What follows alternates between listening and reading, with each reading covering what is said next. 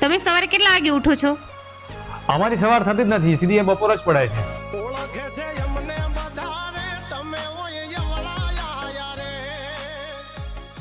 ઉઠીને તમે પહેલા શું ખાવ છો?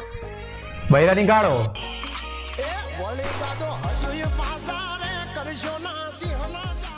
તમે તમારા મોજ-શોખ પૂરા કરવા માટે શું કરો છો? દેવું.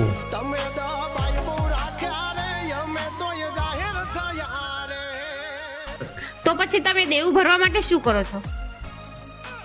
થોડું વધારે દેવું. જીવનમાં આગળ વધવા માટે શું કરશો? મૂછ મારવાના.